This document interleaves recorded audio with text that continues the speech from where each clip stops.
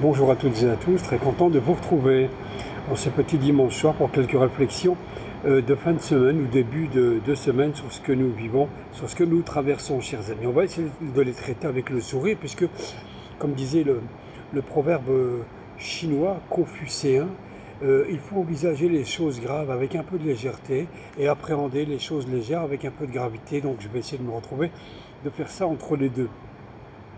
Tout d'abord, la face du monde eût été changée, nous dit-on, si le nez de Cléopâtre aurait été moins long.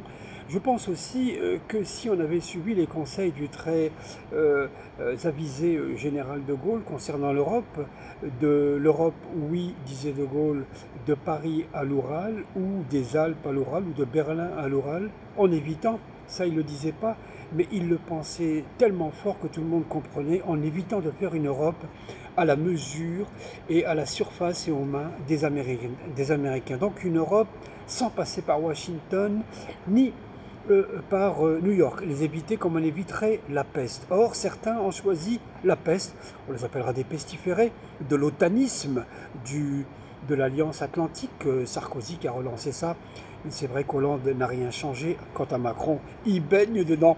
Il est très heureux d'être aux mains de l'OTAN et dans le même cas, de nous jeter aussi dedans. Je disais, la face du monde eût été changée si on avait écouté le très avisé général de Gaulle. Mais la face du monde eût été changée aussi si Louis XV, à l'époque, oui, Louis XV, parce qu'on a failli avoir des alliances quasiment familiales, maritales avec la Russie, quand en 1725, Pierre le Grand va mourir à Moscou, à Saint-Pétersbourg, eh bien, sa femme qui va lui succéder, l'impératrice Catherine, pas la grande Catherine, hein, qui n'arrivera qu'en 1760, mais en 1725, cette femme qui était une femme du peuple, hein, mais qui était assez, voilà, physiquement, qui plaisait beaucoup, qui n'était pas très bête, finalement, pas plus conne que certaines femmes de président de nos jours, suivez mon regard, il n'y en a pas qu'une, il y en a plusieurs, hein. Et donc cette femme qui va prendre le pouvoir, c'est une première hein, qu'une impératrice prend le pouvoir en Russie en 1725. Eh bien, elle a envisagé à un moment, grâce à un homme très avisé aussi, un ambassadeur français qui s'appelait Jean-Jacques Campredon, je crois, qui va envisager une alliance avec la France. Effectivement, sa fille Élisabeth, sa deuxième fille, eh bien, elle envisageait de le marier avec la France, avec Louis XV. Les choses ne se feront pas, hélas, mais vraiment hélas, parce que la face du monde eût été changée. Je pense qu'on n'aurait pas eu cette Europe de l'argent et de la mafia, et on va dire du Covid, pour faire très court, et de l'euro, qui rend personne heureux. Cet euro, au contraire, c'est la paupérisation. Si ce mariage avait eu lieu entre Louis XV et Élisabeth, la fille de Pierre le Grand et d'impératrice Catherine, la face du monde eût été changée. Et là, ça ne s'est pas fait pour des raisons diplomatiques et politiques avec l'Espagne et avec aussi la Pologne. Il y avait des choix qui avaient été faits à l'époque, des choix pas très judicieux d'ailleurs. On aurait dû suivre cet ambassadeur français. Bref, la face du monde eût été changée. Ceci dit, je souhaite vraiment que la guerre cesse, bien évidemment, et que pour fêter la fin de la guerre, eh bien, sans un coup de canon soit lancé à Moscou ou Saint-Pétersbourg pour signer la paix. D'ailleurs, c'était le cas d'ailleurs lorsque Pierre le Grand meurt. Eh bien, il y a 101 coups de canon qui vont retentir à Saint-Pétersbourg pour marquer la mort, la fin du règne de Pierre le Grand et l'arrivée de son épouse. Ça s'est fait d'ailleurs, ces coups de canon de la cathédrale Saint-Pierre-Saint-Paul. Donc ça pourrait être aussi 101 coups de canon pour stigmatiser la paix. Bref, pour revenir à ce qui se passe aujourd'hui, chers amis, je vais faire une petite parenthèse avec les manifestations qui se poursuivent. Je félicite tous les leaders qui, de Philippot à Devisio, se lancent dans la résistance et qui réellement rappellent le danger et la politique de la peur et de la vaccination qui arrive, puisque déjà Véran, Vera relance la peur, la sidération, le catastrophisme, le syndrome de la peur, pour mettre la France en état de sidération. On leur parle déjà d'une montée terrible, d'une sixième vague, sixième blague, quatrième dose. La France a déjà commandé des vaccins vaccin encore à Pfizer qui décidément dirige carrément la santé mondiale et fait énormément de pépettes au passage. N'oubliez jamais le facteur argent. Le facteur argent est capital, il est le nerf de la guerre qui est faite aux opinions et au peuple. Et donc ça commence à monter en puissance et Panoramix, alias Castex commence déjà à dire oui, il y a des montées, il y a une hausse, l'épidémie est relancée partout, etc. etc. Alors qu'en Angleterre, on dit qu'aujourd'hui, le Covid est passé derrière la grippe en matière de létalité. Il tue beaucoup moins que la grippe. En Angleterre, c'est appelé, c'est établi, c'est plié. Il faut dire que l'Angleterre est beaucoup plus libre. Elle n'est plus dans l'Europe. Elle peut parler librement, en expression, je veux dire, en souveraineté. C'est pas tout à fait notre cas. Nous, on a encore quand même, on demande la permission à Madame Ursula von Leyen, si on peut dire, si on peut faire, etc. Elle décide de tout d'ailleurs. Elle est très bavarde en ce moment, contrairement à ses SMS avec Pfizer privé, où elle ne veut rien dire, où elle garde le silence. Là, elle est beaucoup plus bavarde sur la Russie.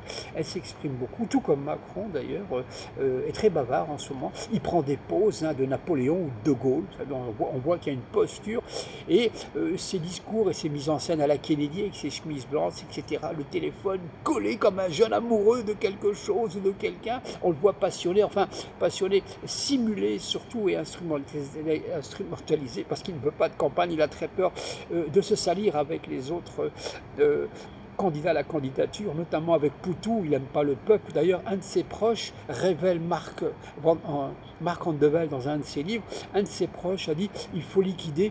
C'était déjà à l'époque de Strauss-Kahn. Il faut liquider l'industrie en France parce que c'est sale. Les ouvriers, c'est sale. Ils le pensent tous aujourd'hui, dans la communauté du libéralisme et du capitalisme sordide, inhumain. Ils le pensent tous, que l'ouvrier, c'est sale. Macron l'a dit à plusieurs reprises. Il a dit tout bien qu'il pensait de 80 à 90% des Français. Donc il simule un peu l'air apitoyé. Vous avez vu cette voix qu'il prend un petit peu éplorée, on dirait qu'il va pleurer lorsqu'il parle de l'Ukraine. Tout ça est fin, tout ça est mis en scène, scénarisé presque. Personne n'y croit à sa ruse et à sa malice, sauf les imbéciles. Il y en a toujours des imbéciles qui vont croire au cinéma, de la télévision et aux jeux mis en place par la Macronie et son petit théâtre, sa comédie. En vérité, un peuple un peu éduqué ne peut pas tomber. Le piège est grossier, sa mise en scène est grossière, sa destruction de l'industrie et de l'identité économique française on est en plein marasme. Il détruit tout et beaucoup de gens encore n'y voient rien et ne voient comme recours que des extrémistes débiles et hystériques sans intérêt comme Zemmour, la tête d'olive avec un pois chiche pour penser, et la fille du maréchal Le Pen.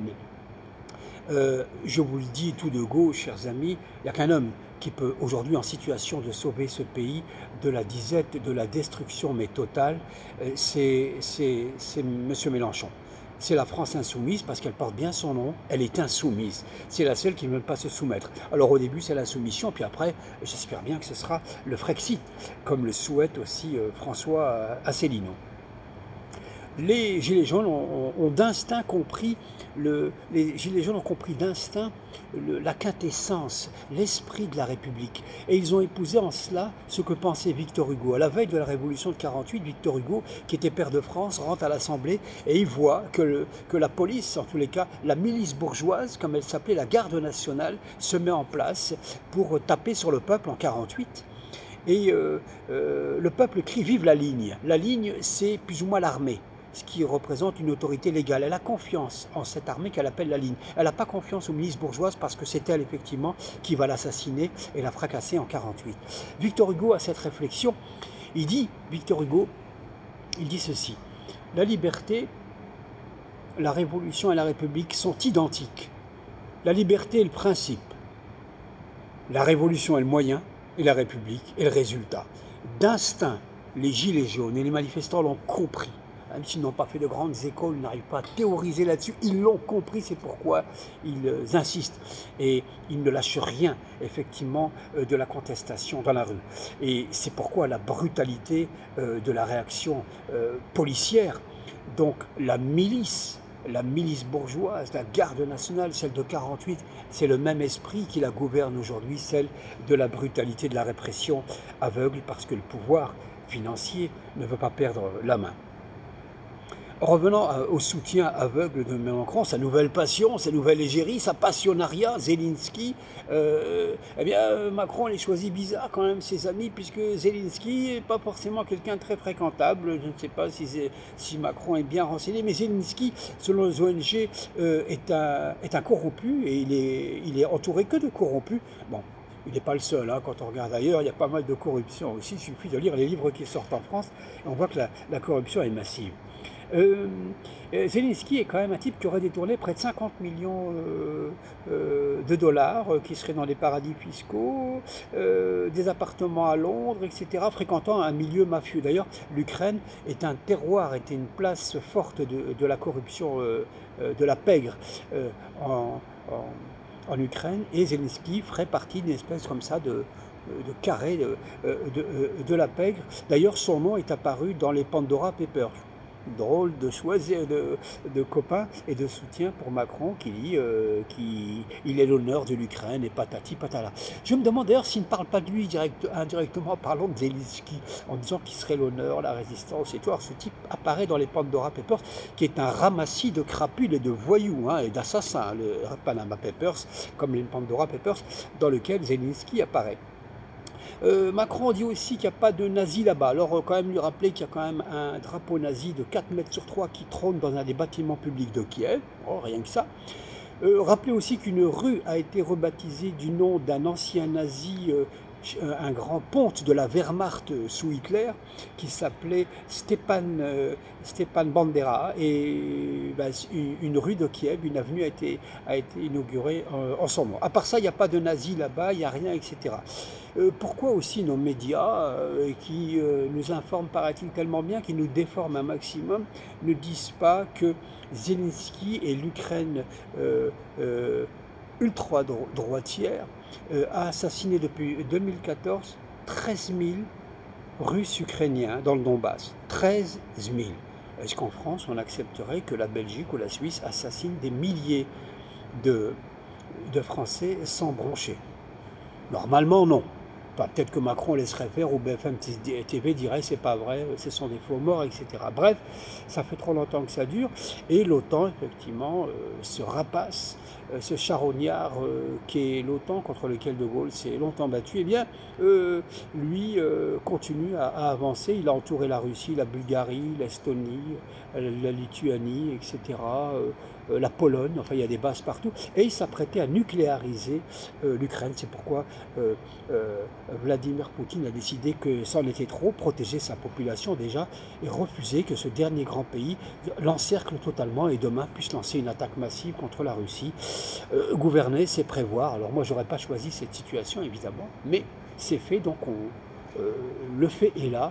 Je pense pas que Poutine ait installé des bases chez nous, est mis chez nous, que la Russie ait mis des bases autour de la France ou de l'Europe. Par contre, l'OTAN est un nom comme ça sympa, mais qui veut dire quand même, selon Michel Collomb, association criminelle, l'OTAN. Et quand on regarde tout ce qu'elle a pu faire depuis, on peut effectivement donner raison à Michel Collomb.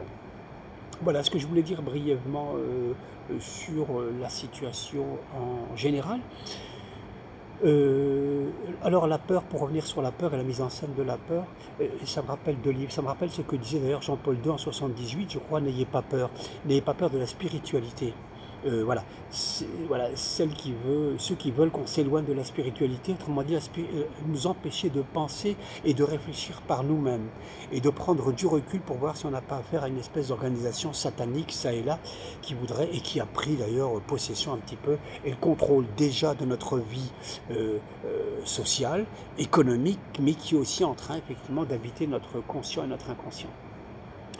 Et ça a donné l'idée à un livre d'entretien entre Pascal Boniface, le politologue, Pascal Boniface, et Medine, le rappeur, qui s'appelle Don't Panic, qui est l'équivalent de N'ayez pas peur de Jean-Paul II. C'est un livre d'entretien très intelligent et qui rappelle que non, il ne faut pas avoir peur de la spiritualité ni des religions. Il faut avoir peur plutôt de ceux qui condamnent et qui luttent en permanence contre toutes les religions et toute forme de spiritualité. Parce qu'il semblerait que le capitalisme, le libéralisme et donc la guerre, eh bien, ne s'entend pas trop avec le pacifisme d'un Gandhi qui faisait tout d'abord dans la spiritualité.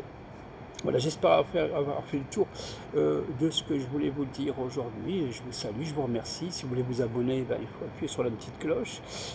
Et si je ne réponds pas à tous les messages, j'aimerais répondre ce que disait Coluche. Je ne parle pas aux cons, ça les instruit.